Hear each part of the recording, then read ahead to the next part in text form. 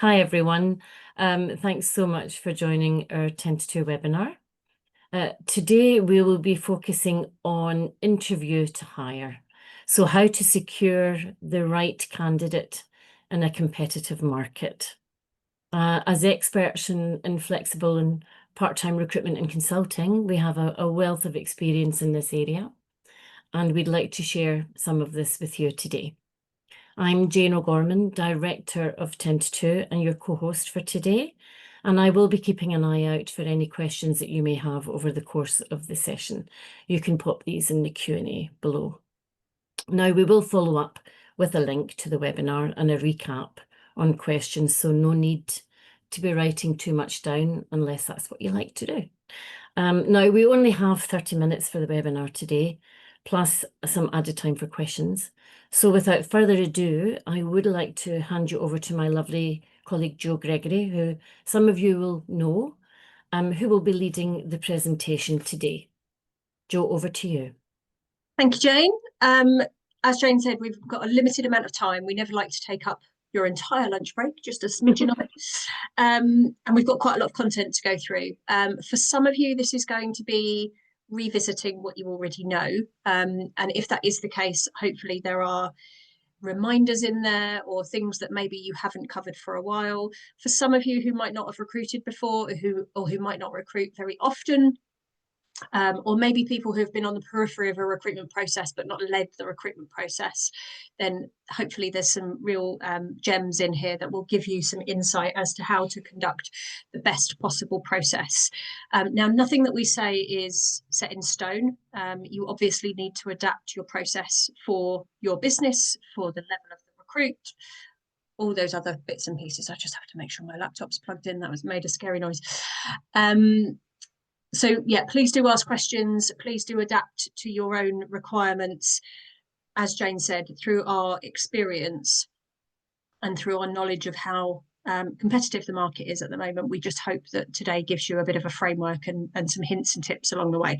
So I have a habit of talking a lot, so my apologies if we don't get through all the content because of me yabbering. Here we go. Oh, and now the screen's not working. There we go. So lots of content, as you can see. So purpose of interviewing, interview process, your prep, etiquette, structure and questions, measuring, what to avoid, post-interview, and then if we have time, Q&As. If we run out of time, please do contact Jane or I or any of the rest of the team at any point. We are more than happy to talk you through any of these different areas to help you with your specific process. That's exactly what we're here for. So the purpose of an interview. Since the dawn of time, interviews have been happening to bring people into businesses. And it's one thing that really hasn't changed that much. It might be that the medium through which you interview has changed. It might be that the specifics around the questioning has changed.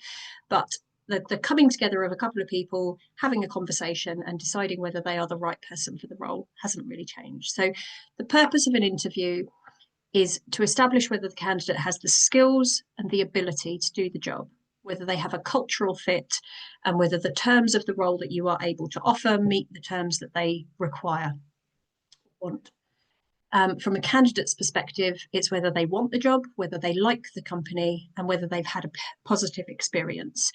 So on both sides of the coin, it's a really, really important process for a number of different reasons. And as I'm sure you can establish from those lists, without those things being right, you're not set up for success bringing that person into the business. So the process is really, really important. And as we've said, the process can vary, and it can vary depending on the company, the size of the company, the age of the company, the role itself, the level of role, the department that the role is in. There are lots and lots of things that can change the process. However, your key considerations always need to be the same. Any kind of recruitment process takes a time commitment, and you need to put the time aside for that process. It's very tempting to get the role out there and start the process, and then all of a sudden you've got no time to review the CVs or to meet the candidates or to go through the rest of that process. And this happens, business needs are going to ebb and flow and mistakes can happen. But if possible, it's a really useful exercise to diarise your time and block in the time that you'll need for that process. So block in time for the stages of interview, reviewing the CVs. If you're using an agency, speak to the agency. Even things like blocking in time to then go back and give feedback to unsuccessful candidates is a really important exercise to make sure you're giving it the time and focus that it needs. You need to consider the level of role. So if you're recruiting a director level role, obviously you're going to need a slightly different focus to if you're recruiting a seasonal member of staff or a temporary recruit or an administrative recruit potentially. Are your candidates going to be pre-screened? Are you using an agency or some other form of pre-screening? Or will you need to do all of the screening yourself? With the market the way it is at the moment, that could mean a significant amount of administrative time going through CVs.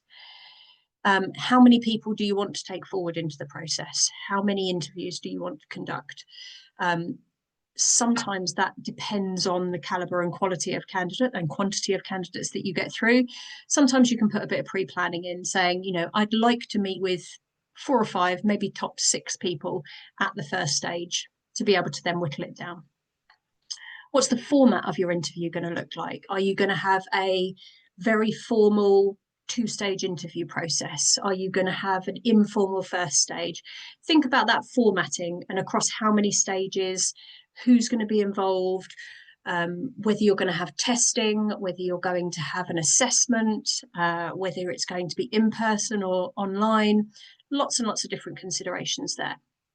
And that last point, testing, is that going to be a test where they need to come in and work on a computer in front of you? Is it going to be an online test? Is it going to test their ability, or is it going to test their general competence? Is it going to be a psychometric test looking at their fit within the wider team? Again, lots and lots of things to think about. You don't have to think about them all at once. You can block it out. So preparing, once you've done your thinking, there's then a lot more work to do. Once you've done your thinking, I think we're on to the interview bit here, and you've gone out to market in whichever way it is. So you might go directly, and you might have already gone through your initial review of the CVs and got your shortlist in front of you. If you've used an agency, your agency will provide you with a shortlist, and that you will therefore have a pre-agreed number of CVs to go through potentially. Make sure that you are prepared for your interviews. Make sure that you have reviewed your job spec and prepared your questions. So making sure that your questions are consistent across candidates is really, really important. It's quite tempting to go in just with a very relaxed view, just to have a chat, which is nice and can really help bring people out of themselves. But so that you're comparing people fairly and you're treating everybody fairly, it's a really good idea to have at least a handful, half a dozen pre-prepared questions that you are asking everybody.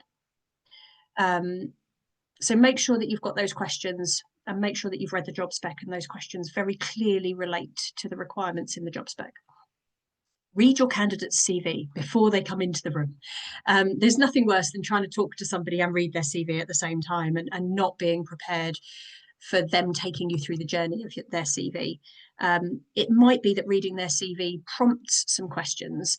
And if those questions relate to your pre-prepared ones, brilliant. If they're outside of that, that's fine too, as long as you are measuring people on that consistent set of questions. If you've worked with an agency, the chances are, and Ten2Two definitely do this, they may have provided a profile of the candidate. So through their screening process, they will have some notes and some additional information, and hopefully they will have provided you with that. Make sure you review that as well. That might give you clues as to the candidate's motivations, and you might want to discuss those. It might tell you a bit more about what their expectations are in terms of the terms that you're offering, and that's an important area to discuss with candidates as well. And make notes of any key achievements. It's really nice to make somebody feel comfortable. And one of the ways you can make them feel comfortable and get the very best out of them in an interview process is to highlight those key achievements. You know, tell me about that time when ... And that person's going to come to you really positively because they're proud of that. They want to talk about that. And, you know, how brilliant to be able to make them feel proud and confident and open up to you in an interview process. Etiquette.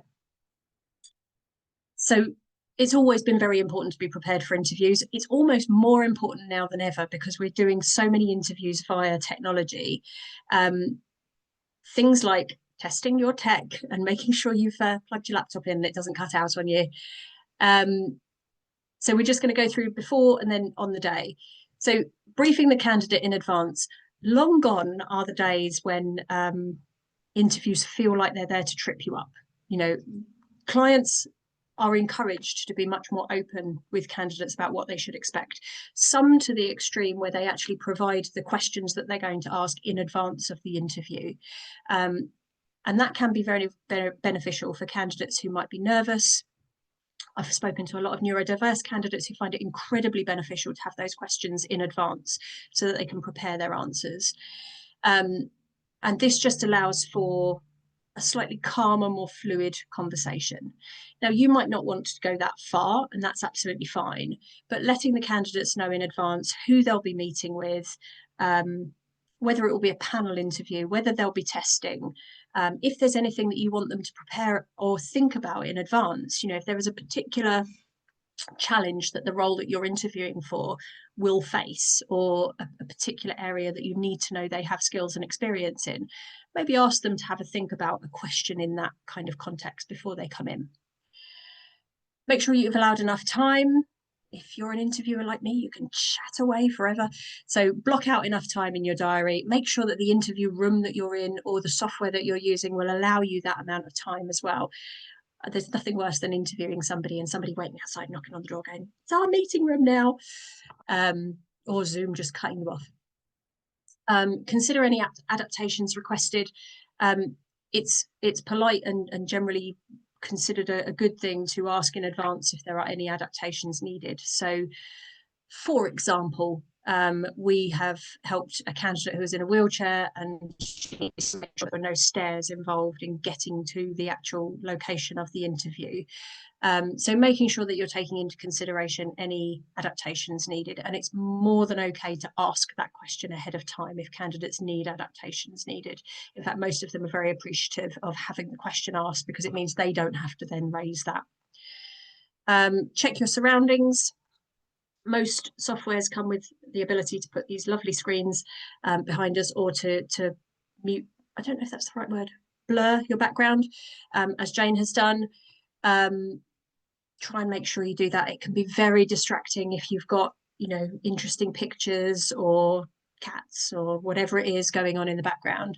So just try and make sure that you're demonstrating a professional outlook as you would expect your candidate to do for you. On the day, greet and reassure. So especially if you're online, make sure you've put a little bit of time into that. I call it the elevator time.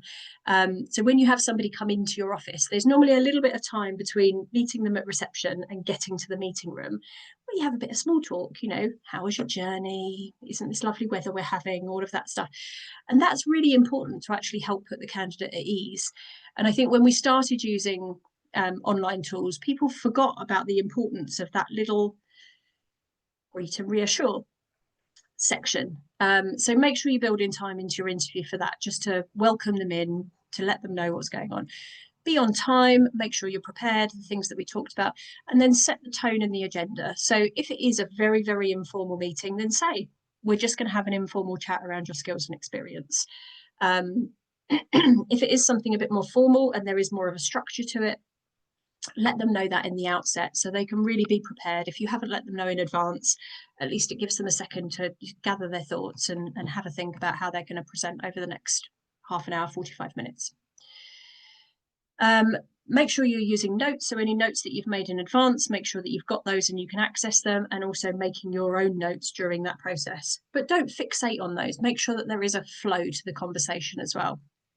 And something that a lot of employers can forget to do, and this doesn't have to be done at first interview unless you have a single interview process, check ID. So you have the responsibility to make sure the person has the right to work. You need to check the ID of someone, ideally through your recruitment process. Now, your HR team might take responsibility for that in the onboarding process.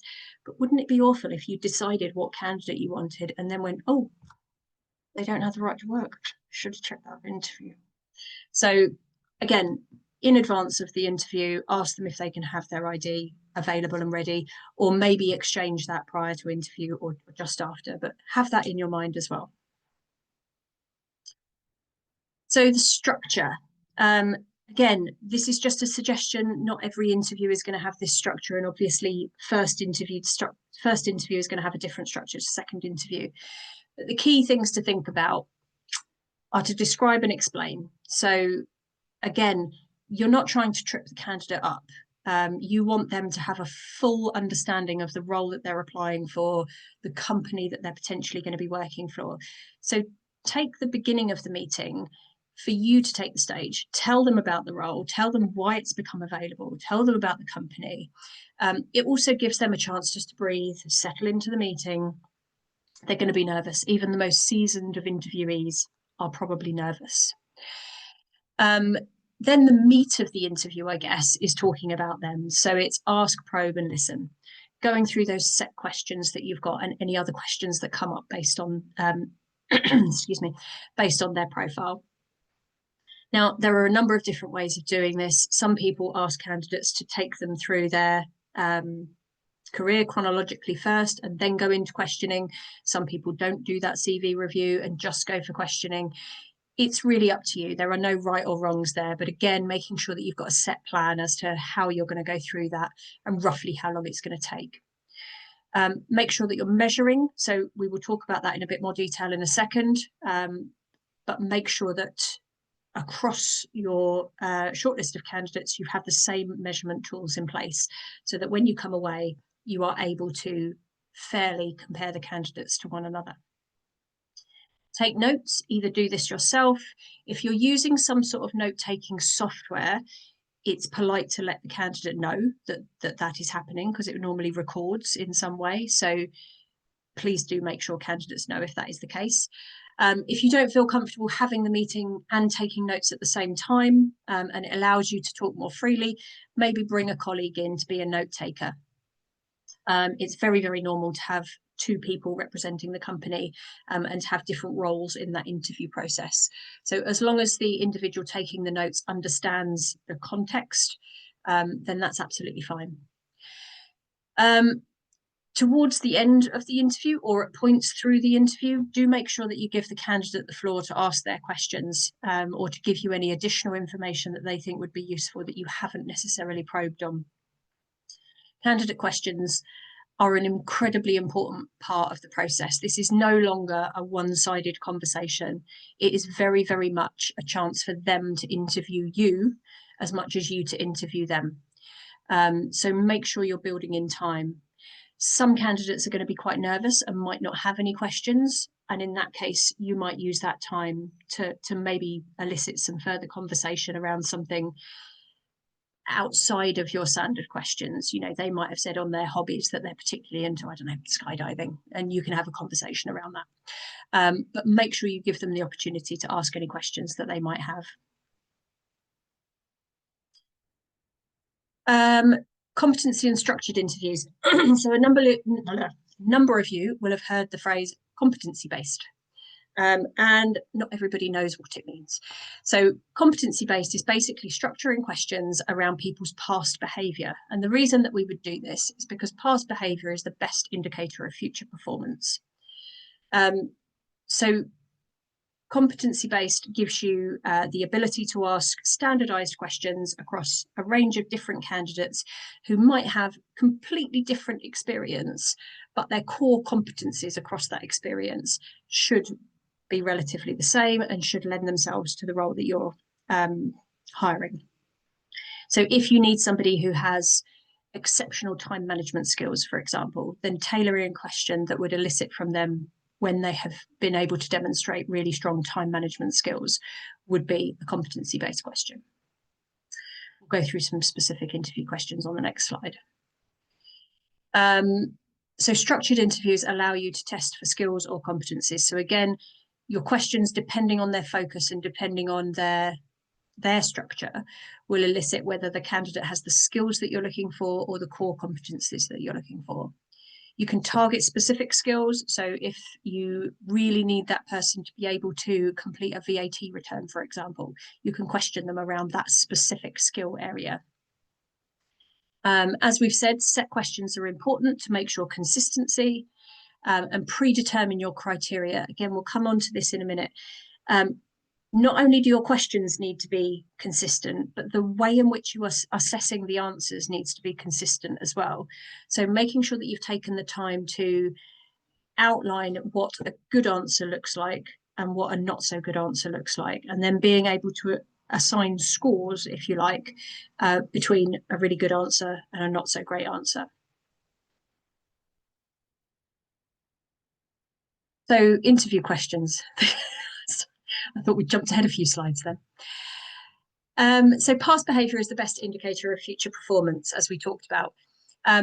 Work history. So as we said, going through a candidate's CV can be a fantastic way to establish facts. So establish how long they tend to stay in a role, what their motivations are from moving from role to role, what level of seniority they've had, how big a team they've looked after, so on and so forth. So it can be a really useful exercise to just run through their work history. And a very simple question is, can you briefly talk me through your CV? And that just opens the floor up for the candidate to be able to talk relatively freely around a document that you both have knowledge of. Competency-based, the skills need to perform the job, as we've just talked about, making sure that you are assessing whether the candidate has the core competencies to be able to perform the role that you're hiring. Tell me about a time when you've supported a colleague who's struggling with an area of work. So teamwork might be something that's really important for that particular role, or something that sits in line with your company values. And this question is going to elicit an answer of something they have actually done in the past, which will give you a chance to probe whether they were able to use those competencies in a work situation. Oh, there's another example. Forgetting how these slides are working. Explain to me how you can ensure you deliver the best customer service. So again, customer service is a very broad competency. It's not something that is necessarily targeted to a small skill or a small area of experience. And this question will give them an opportunity to look back over their career and think about a really great success that they've had in delivering customer service and how they have executed that. So behavioural will show the way a candidate thinks. Give me an example of when you didn't meet a goal and how you handled this. This is a slight alternative to the awful, it's not an awful question, forgive me. If you use the question, what are your skills and weaknesses? Good for you. It's a very difficult question for candidates to answer. So this is another way of asking kind of around that, you know, an example of when things haven't gone quite so brilliantly. This might show a candidate's behaviour around resilience or around problem solving or around thinking on their feet, depending on which angle they take. And you'll be able to elicit and probe further. We do encourage you to probe further on these and really extrapolate the information that you need to understand of when things haven't gone well and how a candidate has been able to resolve the situation. Another example. Tell me about a time when you've had to persuade someone resistant to your direction on how to perform a task at work. This is always an interesting one, looking at how people persuade others, whether they go in quite with quite a bullish kind of it's my way or the highway sort of approach, whether they're more kind of collaborative and they like to take in people's points of view and maybe change their own points of view. This can lead very nicely and actually partner with some psychometric testing. We'll come on to that again later. But this sort of question partners very nicely with that and can be very, very informative as to whether that person will fit with the rest of your team, depending on their approach to these sorts of things. Values. Values is something that is talked about more now than I think it ever has been before. People coming into new roles now, people coming into the workplace now, find it incredibly important that they are working for a company who share their values or they share the company's values. And that can mean different things to different people. So Some people might be really driven by altruism or charitable endeavour, and they would do well working for a business who are either a charity who might have a really strong CSR, so corporate social responsibility, maybe like Ten2Two, they're a B Corp and they've got very, very strong kind of environmental policies in place. They've got a certain way of looking after their employees. So if you don't already, it's worth really thinking about what your company's values are and whether those values are advertised, so something that you use as your employer branding, and maybe asking questions around the individual's values and making sure that there is an alignment there. So if integrity is a value of your business, describe a situation where you have demonstrated integrity. It's a very, very open question. And again, it can have slightly different interpretations for people, but it gives the candidate an opportunity to share something about themselves in terms of their value system, and hopefully demonstrate a match or potentially not. It obviously only works if you have company values in place. So there's no point just sticking on some words that you think the candidate wants to hear. These have to be values that are actually in place and integral to your business. So if you don't have those values in place, there's a bit of work to do on that first. But if you do have them, I would strongly advise you link them in with your recruitment process. Another example, tell us about a time when you've worked for an organisation that has matched your values. So again, thinking about, how that candidate has brought their values into the workplace. One of my favourite phrases is that you can bring your whole self to work. So, if your company aligns with your values very, very closely, it allows you to be more free and to kind of bring your whole personality there, because the chances are it will be embraced because, your values are so closely aligned, they expect that openness. And as we've talked about the whole way through, remember to probe. So a question as open as these ones, you might need to sort of pull little bits of information out. You might need to guide them through that answering process to make sure you get a really comprehensive answer. And always try and listen as well as possible. So don't do a me and just chat the whole way through, but give them a chance to talk to. Measuring, this can be quite difficult. A lot of employers would rather go in and just see how it feels. Do we get on? Yeah, which is fine.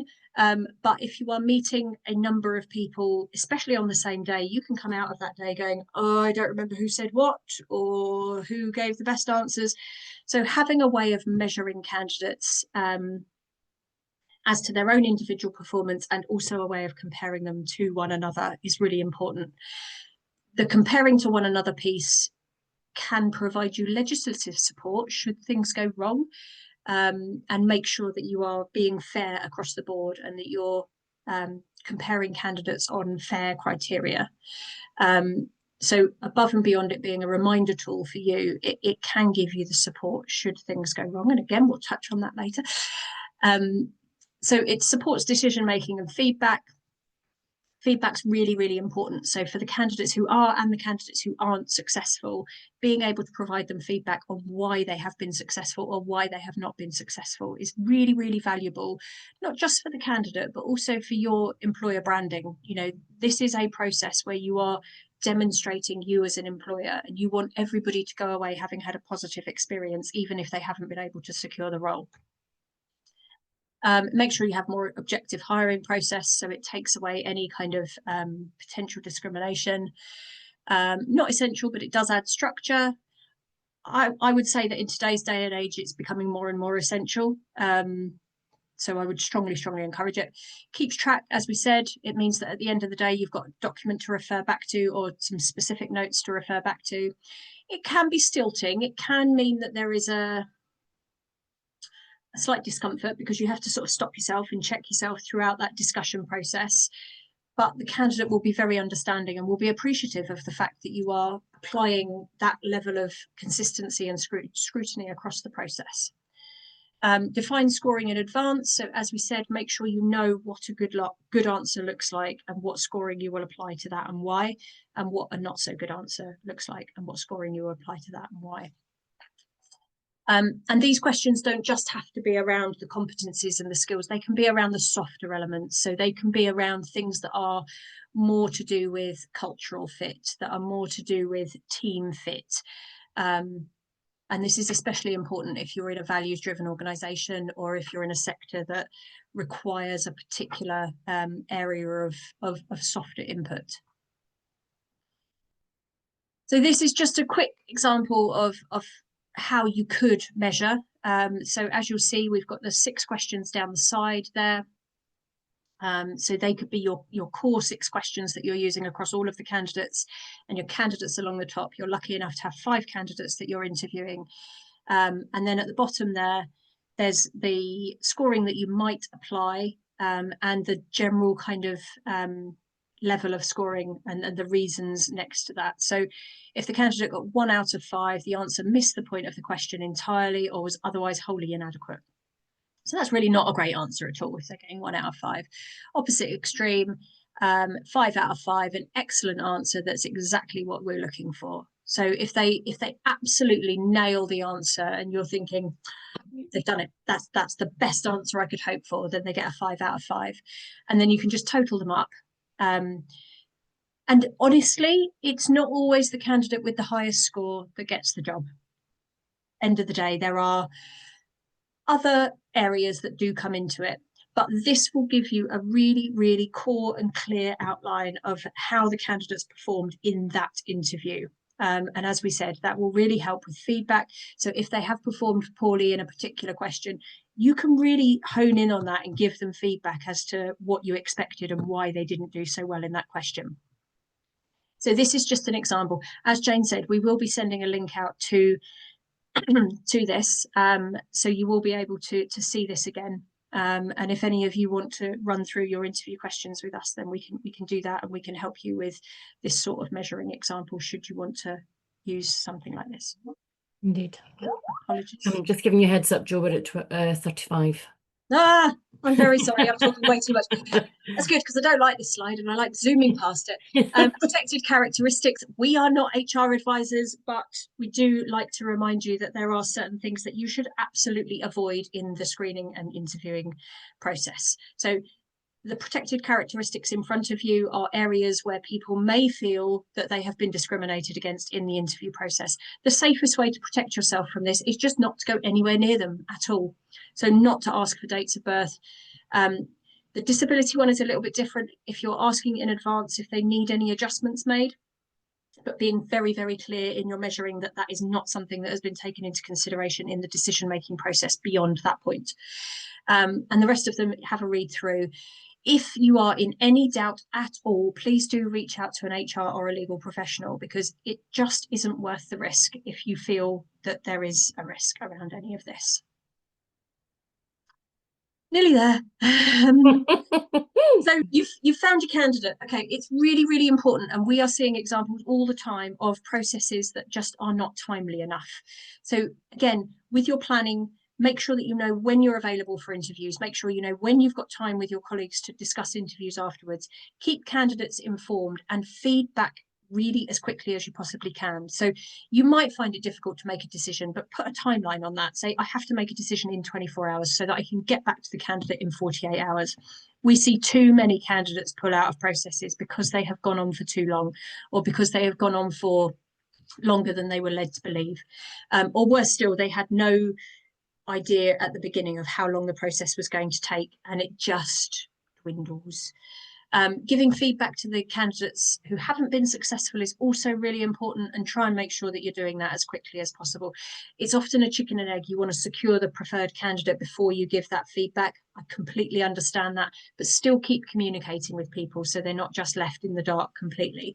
This is a big thing for them, and it also can reflect very positively, but if you get it wrong, it can reflect very poorly on you as an interviewer. And all the way through this process, you need to be thinking about your employer brand and how your actions and your communications are impacting your employer brand.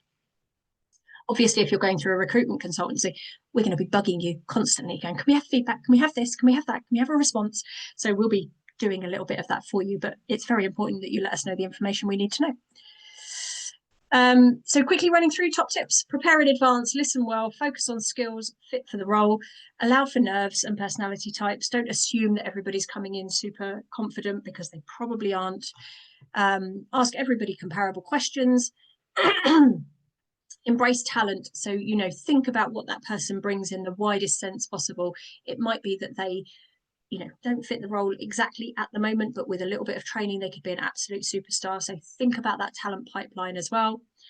Measure responses, again, that consistency, and follow up quickly. Do we have time for any questions? What I'll do is I'll give a flavour, but I think what we'll do is it's probably better for us to follow up the questions when we also share the slides.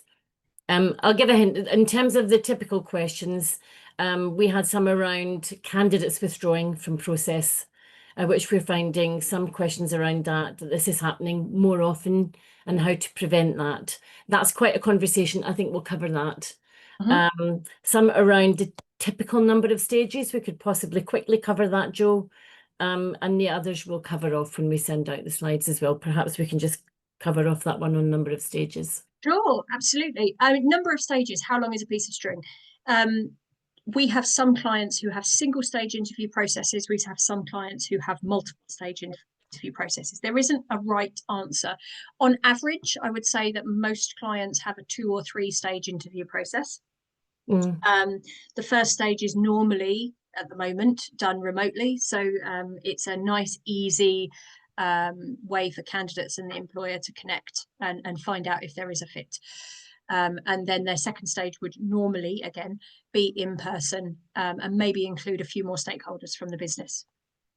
The most important thing above and beyond all of this is that you communicate with your candidates how many stages there are likely to be, so that they have a view moving forward. One example I always give is of a very enthusiastic employer who had a 1-stage interview process and offered straight after first stage, which is fine. But the candidates had no idea that was going to be the case. So they were all expecting, or they were hoping for a second stage interview, and it actually held back some of their questions for that second stage. So actually, when they were offered after first stage, they were so shocked that it left them kind of a little bit shell-shocked, and they didn't quite know how to handle that acceptance. And they ended up encouraging a second stage because they wanted to ask some more questions. So as long as you're communicating either through your agency or directly with the candidate how many stages there are likely to be, any number of stages that you want, making sure it's appropriate for the role. If you're bringing on a seasonal shop floor worker, you do not need a 7-stage interview process. Thank you, Joe. That's great. That's been so helpful. We've had such amount of information. I would have interjected throughout, but there was so much there. You've covered a lot of content.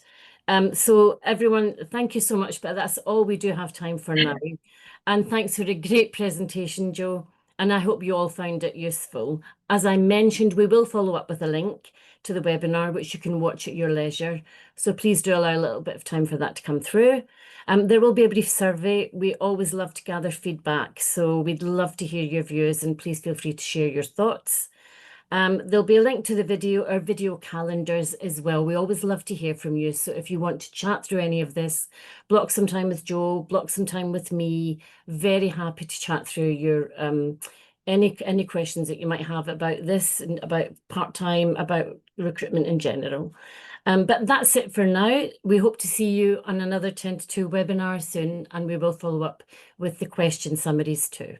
Bye for now, everyone. Thanks for your time, everyone.